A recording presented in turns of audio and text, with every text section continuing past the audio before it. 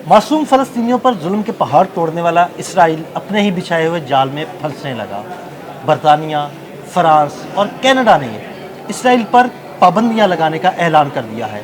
Israel पर ये पाबंदियां क्यों लगाई जा रही हैं, आमिर रज़ा से जानते हैं। जी आमिर भाई, फ्रांस, बरतानिया और कनाडा ने इसराइल पर पाबंदियां लगाने का भी ऐलान कर दिया है। ये सारा क्या मामला है और ये क्यों पाबंदियां लगाने का ऐलान किया गया? पहली बात तो यह है कि फ़लस्तीन के हवाले से अगर कोई भी ठंडी हवा का झोंका हमें आता है तो हमें ज़रूर बयान करना चाहिए। और ये ठंडी हवा का झोंका तो हमें आ भी यूरोप की तरफ से रहा है, यानी उन ममालिक की तरफ से जिनसे हमें तवक्को नहीं थी। और अगर मैं गलत नहीं हूँ तो ये इसके लिए सारी लॉबिंग जो है फ्रांस कर रहा है, क्योंकि फ्रांस जो है ये खुद यरूशलेम पर और जो फ़लस्तीन है उस पर अपना हक जताता है।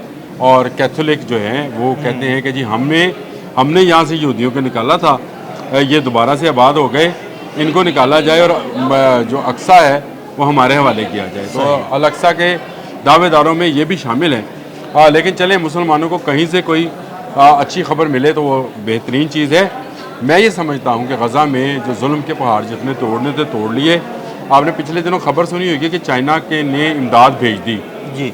वो नहीं डरा कि इसराइल का कोई त्यारा सामने आएगा, क्योंकि नहीं आना था।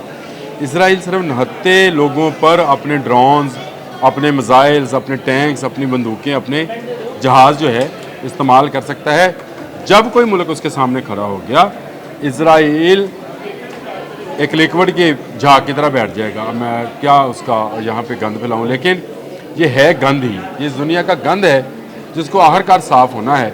और अब यूरोप से जो ये ठंडी हवा का झोंका है कि इसराइल पर पाबंदियाँ लग सकती हैं अगर उसने गज़ा के में जो जेनोसाइड, जो कत्लेआम जारी किया हुआ है, जो कर रखा है, उसको ख़त्म ना किया, खुराक और अद्वियात की जो पाबंदी लगा रखी है उसको ख़त्म ना किया, तो फिर इसराइल भी तैयार रहे, क्योंकि कनाडा, बरतानिया और फ्रांस, मैं ये समझता हूँ कि बहुत जल्द जर्मन्स भी इसमें शामिल हो जाएंगे। और आपको पता है कि जर्मन्स और यहूदियों का आपस में क्या तालमेल है और किस तरह से ये जो है एक दूसरे के मुखालिफ रहे हैं। तो इस वक्त जो फ़ज़ा बनती चली जा रही है उसमें मुझे ये लगता है कि अगर मुसलमान मुल्कों में से भी एक मुल्क इसमें शामिल हो गए तो ये अरब स्ट्रिंग की तरह एक नई स्ट्रिंग बन सकती जो इसराइल मुखालिफ होगी। और इस स्प्रिंग के अंदर आकर इसराइल पर पाबंदियाँ लगाने पर अमेरिका भी मजबूर हो जाएगा। देखिए, अमेरिकी सदर बारहा ये बात कह चुके हैं कि वो एक ताजर हैं, एक कारोबारी हैं, वो कारोबार करना जानते हैं, वो जंग करने से मुखालिफ हैं, असला भी बेच रहे हैं, इसमें भी कोई शक नहीं है। लेकिन इसके बावजूद वो अमन अमन अमन की रट लगाए हुए हैं। उन्होंने कहा मुझे नोबेल इनाम मिलना चाहिए, मैंने पाक भारत जंग ख़त्म कराई, मैं यूक्रेन और रशिया की जंग ख़त्म करवा रहा हूँ। तो मेरा ख्याल है कि अब उनको मुसलमान ममालिक को और यूरोप को तमाम को उनको कहना चाहिए कि वो ये इसराइल और फ़लस्तीन की जंग को भी ख़त्म कराएं। इसके लिए मुख्तलिफ़ फार्मूलाज जो हैं वो सामने आ रहे हैं, कोई 2 रियासती, कोई 3 रियासती, कोई 1 रियासती फार्मूला है। लेकिन असल मसला तो ये है कि इस वक्त जो कत्लेआम है जो इसराइल कर रहा है उससे निजात मिलनी चाहिए फ़लस्तीनियों को। और ये उसी सूरत मुमकिन है जब यूरोप से, यानी बरतानिया, फ्रांस से तो आ गई और अमेरिका के साथ बिल्कुल मौजूद मुल्क कनाडा से भी आ गई ये बात कि वो इसराइल पर पाबंदियाँ लगा सकते हैं। इसी स्प्रिंग को लेकर अगर मुसलमान मुल्कों में भी काम चल पड़े तो मैं ये समझता हूँ कि इसराइल मजबूर होगा निहत्ते फ़लस्तीनियों का कत्लेआम बंद करने पे। और नेतन्याहू का जो फार्मूला है कि वो गज़ा पर कब्ज़ा कर लेगा और उसके लिए उसने पेशकदमी का आगाज़ कर दिया है, यहाँ से हमास का ख़ात्मा करेगा।